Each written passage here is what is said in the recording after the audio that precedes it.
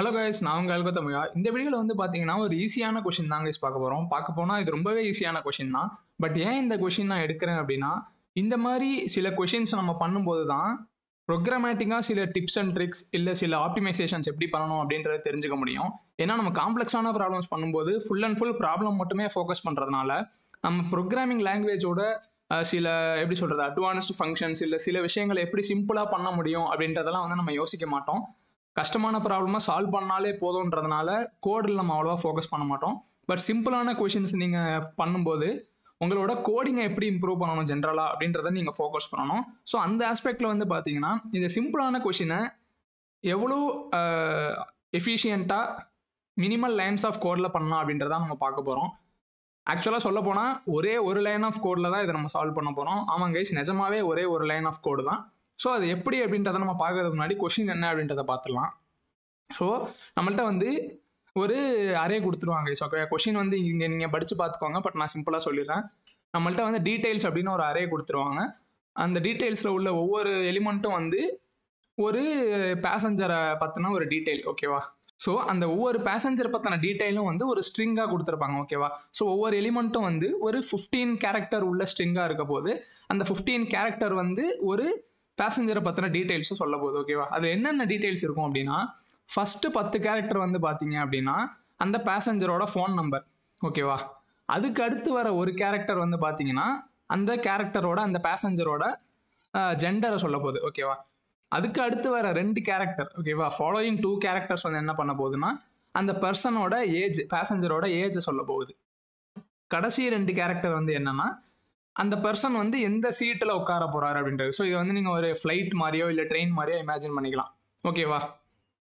இப்போ என்ன கேட்குறாங்கன்னா, இந்த அரே ஆஃப் ஸ்ட்ரிங்ஸ் இருக்கும்போது நம்மள்ட்ட மொத்தம் எத்தனை பேசஞ்சர்ஸ் 60 இயர்ஸ் மேலே இருக்காங்க, அதாவது ஸ்ட்ரிக்ட்லி மோர் தேன் 60 இயர்ஸ் ஓல்டாக எத்தனை பேசஞ்சர்ஸ் இருக்காங்க அப்படின்றதான் கேட்குறாங்க, ஓகேவா? ஸோ இது நீங்கள் பார்க்கும்போதே தெரியுது. ஜஸ்ட் நீங்கள் ஒரு ஃபார் லூப் போட்டுட்டு அதுக்குள்ளே வந்து இந்த ஸ்ட்ரிங்கு கேரக்டர் பை கேரக்டராக லூப் பண்ணி அந்த நமக்கு ஏஜ் மட்டும்தான் தேவை இல்லையா? ஸோ நம்ம ஆக்சுவலாக பார்த்தீங்கன்னா இந்த செக்ஷன் தான் நமக்கு தேவை. அதாவது எந்த 2 கேரக்டர் வந்து ஏஜை சொல்லுதோ அந்த 2 கேரக்டர் மட்டும் நீங்கள் எடுத்து அதுலேருந்து ஏஜை கண்டுபிடிச்சி கிரேட்டர் than 60 இருந்துச்சுன்னா ரிசல்ட்டில் ஆட் பண்ணிகிட்டே வந்து ரிட்டர்ன் பண்ணிடலாம். ஸோ சிம்பிளான கொஷின் தான். பட் நான் என்ன சொன்னேன், ஜாவாவில் பண்ண போகிறதுனால ஜாவாவில் வந்து ஒரு புது ஃபங்க்ஷனாலிட்டி பற்றி நான் உங்களுக்கு இதில் காமிக்க போகிறேன். அதை வச்சு எப்படி சிம்பிளாக ஒரே லைனில் இதை பண்ணலாம் அப்படின்றது தான். அண்ட் இன்னொரு விஷயம் நீங்கள் நோட் பண்ண வேண்டியது, இந்த ஏஜ் நமக்கு தேவைப்படுற இந்த 2 கேரக்டர் எந்த இண்டெக்ஸில் இருக்குன்னு பார்த்து வச்சுப்போமா. ஸோ இங்கே வந்து பார்த்தீங்கன்னா ஃபஸ்ட்டு 10 கேரக்டர்ஸ் வந்து ஃபோன் நம்பர். ஸோ 0லேருந்து 9 வந்து ஃபோன் நம்பர், அதாவது இண்டெக்ஸில் எழுதுறேன். 0th இண்டெக்ஸ்லேருந்து 9th index phone number. அடுத்த ஒரு கேரக்டர் வந்து ஜெண்டர், ஸோ அது வந்து 10, ஓகேவா? 10th index. அடுத்த 2 கேரக்டர் ஏதாச்சும் இண்டெக்ஸஸ் 11 அண்ட் 12ல் தான் நமக்கு தேவையான ஏஜ் இருக்குது, ஓகேவா? ஸோ இதை ஜஸ்ட் ஞாபகம் வச்சுக்கோங்க, ஓகேவா? ஜஸ்ட் இந்த 11th and 12th இண்டெக்ஸில் தான் நமக்கு தேவையான நம்பர் இருக்குது, ஓகே. ஸோ இங்கே வந்து பார்த்தீங்கன்னா அந்த ஒரு லைன் சொல்யூஷன் என்னன்றதை நான் இப்போயே உங்களுக்கு காமிச்சிடுறேன். காமிச்சிட்டு இதில் நம்ம என்னென்ன புது ஃபங்க்ஷனாலிட்டி கற்றுக்க போகிறோம் அப்படின்னு பார்த்துட்டு டேரெக்டாக கோடுக்கு போயிடலாம், ஓகேவா? ஸோ இங்கே வந்து பார்த்தீங்கன்னா இந்த ஒரு லைன் தான் நம்மளோட ஆன்சர், ஓகேவா? ஸோ இது நம்ம ரிட்டர்ன் பண்ணணும்னா ஆன்சர் வந்து நமக்கு கிடச்சிட போகுது. பட் இதில் வந்து சில வார்த்தைகள்லாம் பார்த்தீங்கன்னா உங்களுக்கு என்னடா அது புரியலையேன்னு தோணலாம். இன்கேஸ் நீங்கள் அதை முன்னாடி பார்க்காம இருந்துட்டீங்கன்னா. ஸோ இங்கே வந்து பார்த்தீங்கன்னா arrays.stream, இந்த ஃபில்டர் அப்படின்றதெல்லாம் உங்களுக்கு வந்து டிஃப்ரெண்ட்டாக இருக்கலாம், ஓகேவா? ஸோ இந்த கான்செப்ட் தான் நம்ம இதில் வந்து பார்க்க போகிறோம், ஓகேவா? ஸோ இந்த டீட்டெயில்ஸ் அப்படின்றது வந்து அவங்களோட இன்புட் அரே கைஸ், ஓகேவா? ஸோ ஃபர்ஸ்ட் ஆஃப் ஆல் இங்கே வந்து பார்த்தீங்கன்னா 2 விஷயம். ஃபஸ்ட்டு நான் என்ன கண்ணில் பட்டுச்சு நமக்கு, arrays.stream, ஓகேவா? ஸோ இந்த arrays.stream வந்து நமக்கு எதுக்கு தேவைப்படுது அப்படின்னா கைஸ், ஒரு அரேவை எடுத்துட்டு அதை வந்து ஸ்ட்ரீமாக மாற்ற போகிறோம். ஸோ ஸ்ட்ரீம் அப்படின்னா ஒன்றும் இல்லை, அந்த அரேயில் உள்ள எலிமெண்ட்டை ஒவ்வொன்றா எடுத்து நமக்கு ப்ராசஸ் பண்ணுறது கொடுக்கும். ஸோ இப்போ ஃபார் எக்ஸாம்பிள் நீங்கள் ஒரு ஃபேக்ட்ரியில் வந்து இந்த வரிசையாக அந்த கன்வேயர் பெல்ட்டில் வந்து ஒவ்வொரு ஐட்டமாக வரும்ல, ஸோ அந்த மாதிரி நீங்கள் இமேஜின் பண்ணிக்கலாம். ஸோ இந்த அரேயில் உள்ள எலிமெண்ட்டெல்லாம் எடுத்து ஒவ்வொன்றா நமக்கு வச்சு அப்படியே கொஞ்சம் கொஞ்சமாக கொடுக்கும், ஓகேவா? ஸோ அதுதான் இந்த arrays.stream. ஸோ நம்ம வந்து arrays.stream ஆஃப் டீட்டெயில்ஸ் போடுறோம், ஓகேவா? ஸோ டீட்டெயில்ஸ்குள்ளே நமக்கு என்ன இருந்துச்சு உங்களுக்கே தெரியும் இல்லையா, அந்த ஸ்ட்ரிங்கெல்லாம் இருந்துச்சு.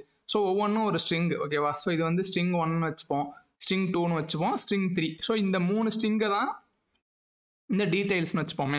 ஸோ இந்த டீட்டெயில்ஸில் உள்ள ஒவ்வொரு ஸ்ட்ரிங்கியாக எடுத்து நமக்கு கொடுக்க போகுது, ஓகே? இது தான் arrays.stream. இப்போ அடுத்து என்ன இருக்குது, இங்கே ஃபில்டர்னு ஒன்று இருக்குது. ஸோ ஃபில்டர் என்ன பண்ணும் அப்படின்னா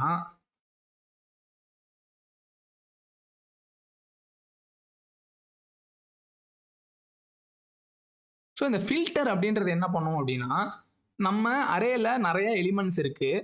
ஆனால் நம்ம அந்த அரேயை வந்து ஃபில்டர் பண்ணுறோம். நிஜமாவே அதுதான் அதோட மீனிங். ஃபில்டர் பண்ணும்போது ஒரு கண்டிஷனை வச்சு ஃபில்டர் பண்ண போகிறோம். ஸோ இந்த எலிமெண்ட்ஸ்லாம் ஒவ்வொன்றா இந்த ஃபில்டருக்கு வரும்போது ஒரு கண்டிஷனை சாட்டிஸ்ஃபை பண்ணால் மட்டும்தான் அந்த எலிமெண்ட்டை நம்ம வச்சுக்க போகிறோம். மற்ற எலிமெண்ட்லாம் தூக்கி போட்டுற போகிறோம். ஸோ நம்ம கொஷினில் எந்த கண்டிஷன் கொடுத்துருக்காங்க நல்லா யோசிச்சு பாருங்கள். நம்மளோட அந்த பேசஞ்சரோட ஏஜ் வந்து 60க்கு மேலே இருந்தால் தான் நமக்கு தேவை. மற்ற பேசஞ்சர் பற்றி நமக்கு கவலை இல்லை. ஸோ அதனால தான் நம்ம இந்த ஃபில்டர் யூஸ் பண்ண போகிறோம். ஸோ இங்கே பார்த்தீங்கன்னா இதுதான் இந்த ஃபில்டர் கைஸ். நல்லா ஃபோக்கஸ் பண்ணுங்கள். ஸோ இந்த ஃபில்டர் எப்படி வேலை செய்யும் அப்படின்னா, இதுக்குள்ளே நம்ம எழுதியிருக்கிறது ஏதாச்சும் இந்த பார்ட் இருக்கு இல்லையா, ஸோ இந்த STRலேருந்து ஆரம்பித்து இது வரைக்கும் இருக்கிறது தான் ஃபில்டருக்குள்ளே கொடுக்க போகிற நம்ம ஃபங்க்ஷன். ஸோ நீங்கள் கேட்கலாம் இது என்ன இந்த ஆரோ மார்க் போட்டு எழுதுறது அப்படின்றது. ஸோ இதுக்கு பேர் வந்து லாம்டா எக்ஸ்பிரஷன் அப்படின்னு சொல்லுவாங்க. அதாச்சும் எப்படின்னா ஒரு சிம்பிளான ஃபங்க்ஷன் தான். ஆக்சுவலாக இது ஒரு ஃபங்க்ஷன் தான். ஃபங்க்ஷனை வந்து நீங்கள் சிம்பிளாக இருக்கும் அப்படின்ற போது இந்த மாதிரி நம்ம அனானிமஸாக லாம்டா ஃபங்க்ஷன் மாதிரி எழுதிக்கலாம். அதாச்சும் இந்த STR அப்படின்றது தான் இந்த ரைட் சைடில் இருக்கிற ஃபங்க்ஷனுக்கு பராமீட்டராக போகும்போது. ஸோ இப்போ நம்ம ஒரு ஃபங்க்ஷன் எழுதி அதுக்கு STRனு பராமீட்டர் கொடுத்து உள்ள ஃபங்க்ஷன் பாடி எழுதுகிற மாதிரி தான் இது. பட் சிம்பிளாக ஒரே லைனில் எழுதிக்கலாம். அதுதான் லாம்டா எக்ஸ்பிரஷன். ஸோ இந்த STR அப்படின்றது தான் வந்து அந்த பராமீட்டராக இருக்க போது இந்த இன்டீஜர் டாட் பார்சின்ட்னு எழுதியிருக்கோம் இல்லையா. ஸோ இதுதான் வந்து அந்த ஃபங்க்ஷனோட பாடியாக இருக்க போது. ஸோ இந்த ஃபில்டர் என்ன பண்ணும் அப்படின்னா, இந்த S1 S2 S3ன்னு இருக்கு இல்லையா, ஒவ்வொரு ஸ்ட்ரிங்காக எடுத்து இந்த STRாக மாற்றி இந்த ஃபங்க்ஷனை அப்ளை பண்ணி பார்க்கும். ஓகேவா. ஸோ இந்த கேரக்டரோட ஏஜ் வந்து பார்த்தீங்கன்னா கைஸ் ஃபார் எக்ஸாம்பிள் நம்ம 16 வச்சுப்போம். இந்த கேரக்டரோட ஏஜ் 61 வச்சுப்போம். இந்த கேரக்டரோட ஏஜ் வந்து 40 வச்சுப்போமா. ஸோ S1 S2 S3லேருந்து நமக்கு இந்த ஏஜ் மட்டும்தான் தேவை. ஏஜ் வந்து எந்த இண்டெக்ஸில் இருந்துச்சுன்னு பார்த்தோம், ஞாபகம் இருக்கா கைஸ்? பேசஞ்சரோட ஏஜ் வந்து 11th இண்டெக்ஸ்லையும் 12th இண்டெக்ஸ்லையும் இருக்க போகுது. ஸோ அந்த மட்டும் பிரித்து எடுக்கணும்னா அந்த ஸ்ட்ரிங்கில் சப்ஸ்ட்ரிங் போட்டு 11,13 போடணும். கரெக்டாக. ஸோ இப்படி போடும்போது நமக்கு 11th 12th இருக்கிற வேல்யூ கிடச்சிட போகுது. ஸோ அந்த ஸ்ட்ரிங்கை வந்து இன்டீஜராக மாற்றுறோம். இன்டீஜர் டாட் பார்சின்ட் அப்படின்னு போட்டுட்டு அதை இன்டீஜராக மாற்றி அது 60க்கு மேலே இருந்துச்சுன்னா மட்டும்தான் இந்த ஃபில்டர் வந்து அந்த கண்டிஷனை செக் பண்ணிவிட்டு அந்த ஸ்ட்ரிங்கை வச்சுக்கும். இல்லைன்னா அந்த அரேலேருந்து ஸ்ட்ரிங்கை தூக்கி போட்டுரும். இப்போ புரியுதா கைஸ்? ஸோ இப்போ இதே எக்ஸாம்பிளுக்கு நம்ம பார்ப்போமா. ஸோ இப்போ வந்து STRக்கு அந்த STRக்கு வந்து இந்த S1 வரும். ஓகேவா. ஸோ 60 வரும்போது என்ன ஆகும், நம்ம கண்டிஷன் செக் பண்ணோம். இன்டீஜர் டாட் பார்சின்ட் அந்த 2 கேரக்டர் மட்டும் எடுத்து இன்டீஜராக மாற்றிட்டு 60யோட பெருசாக இருக்கான்னு பார்க்கும். இல்லை. கரெக்டாக. அப்போனா என்ன அர்த்தம், இது வந்து நம்ம ஃபைனல் அரேயில் ஆட் ஆகாது. அதாச்சும் ஃபில்டர் பண்ணி தூக்கி போட்டோம். இப்போது அடுத்து இந்த ஸ்ட்ரீம் வந்து ஒவ்வொன்றா எடுத்து கொடுக்கோன்னு சொன்னோம் இல்லையா. ஸோ அடுத்தது இந்த ஸ்ட்ரீம் வந்து S2 எடுத்து இந்த ஃபில்டருக்கு கொடுக்க போகுது. ஸோ STRல வந்து S2 இருக்கும். S2ல பாருங்கள் திரும்பி அதே கண்டிஷன் செக் பண்ணோம். 61 இருக்கிறதுனால இது வந்து பாஸ் ஆகிடும். இப்போ அடுத்து என்ன ஆக போகுது, அதே மாதிரி S3 வந்து ஸ்ட்ரீம் வழியாக இந்த ஃபில்டருக்கு போய் S3 இந்த இடத்துல இருக்கும். 40 இருக்கிறது கிரேட்டர் தென் 60 கிடையாது. அதனால இதுவும் வந்து ஃபில்டர் அவுட் ஆகிடும். ஸோ இப்போ வந்து பார்த்தீங்கன்னா கடைசியாக நம்ம அரேயில் ஒரே ஒரு எலிமெண்ட் தான் இருக்குது. ஸோ 61 அதாச்சும் S2 மட்டும்தான் பாக்கி இருக்கும். கரெக்டாக. இப்போது இது ஃபுல்லாக முடிஞ்சதுக்கப்புறம் நம்ம அரேயில் எவ்வளோ எலிமெண்ட் இருக்கோ அவங்க மட்டும்தான் 60க்கு மேலே ஏஜ் இருக்கும்னு அர்த்தம். கரெக்டாக. ஏன்னா மற்றவங்களாம் நம்ம ஃபில்டர் பண்ணிட்டோம். அதனால பாக்கி எத்தனை பேர் இருக்காங்கன்றதை கண்டுபிடிக்கிறதுக்கு தான் இந்த டாட் கவுண்ட் கடைசியாக பண்ணுறோம். ஓகேவா கைஸ்? ஸோ இதுதான் நம்ம பண்ணுறோம். ஓகேவா. ஸோ இதனால தான் சொன்னேன் ஜாவாவில் வந்து இந்த ஸ்ட்ரீமு ஃபில்டரு கவுண்ட் இதெல்லாம் வந்து நிறைய பேருக்கு நமக்கு அடிக்கடி யூஸ் பண்ணுறதுக்கு சான்ஸே கிடைக்காது. ஆனால் சில இன்டர்வியூஸில் வந்து இதெல்லாம் உங்களுக்கு தெரிஞ்சிருக்கான்றது ரொம்பவே இம்பார்ட்டன்ஸ் கொடுத்து பார்ப்பாங்க.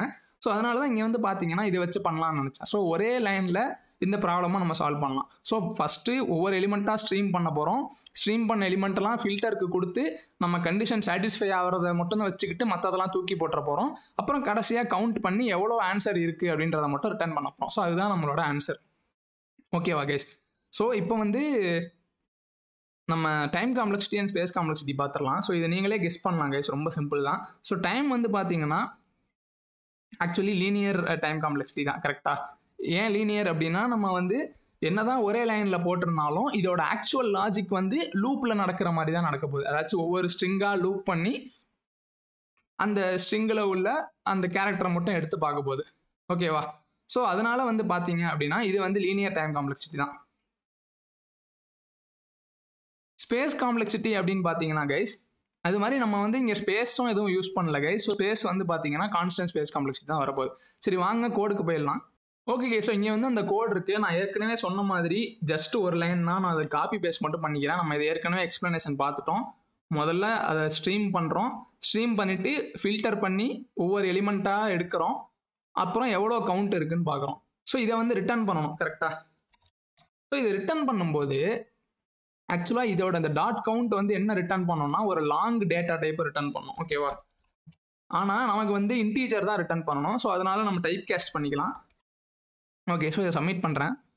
ஓகே கே, ஸோ இந்த ப்ராப்ளம் வந்து அகைன் ஈஸியாக இருந்தாலும் நீங்களே பார்த்தீங்கன்னா நம்ம வந்து நிறைய நியூ கான்செப்ட்ஸ் கற்றுட்ருக்கோம். ஸ்ட்ரீம் கற்றுக்கிட்டு இருக்கோம், ஃபில்டர் கற்றுட்ருக்கோம், எப்படி நம்ம லேம்டா எக்ஸ்பிரஷன் யூஸ் பண்ணுறதுன்னு கற்றுட்ருக்கோம். அதே மாதிரி இந்த கவுண்ட் புதுசாக, எனக்கு இதெல்லாம் புதுசாக தான் இருந்துச்சு கவுண்ட் அப்படின்றதெல்லாம். ஸோ எனக்கு இதெல்லாம் கொஞ்சம் புதுசாக கற்றுக்கிற சான்ஸ் கிடைச்ச மாதிரி உங்களுக்கும் இதெல்லாம் யூஸ்ஃபுல்லாக இருந்திருக்கும்னு நினைக்கிறேன். ஸோ இங்கே பார்த்தீங்கன்னா ப்ராப்ளமும் சப்மிட் ஆகுது சக்ஸஸ்ஃபுல்லாக. ஓகே கே, ஸோ இது வந்து யாராச்சும் பிளேஸ்மெண்ட் அட்டன் பண்ணுறாங்க அப்படின்னா அவங்களுக்கு இதை அனுப்பி விடுங்க. அதே மாதிரி ஜாப் ஸ்விட்ச் பண்ண ட்ரை பண்ணுறாங்க அப்படின்னா அவங்களுக்கு இதை ஷேர் பண்ணி விடுங்க, ரொம்ப ஹெல்ப்ஃபுல்லாக இருக்கும். ஓகே கே, ஸோ இதே மாதிரி இன்னொரு சூப்பரான வீடியோவில் பார்க்குற வரைக்கும் வர்ட்டா நண்பா.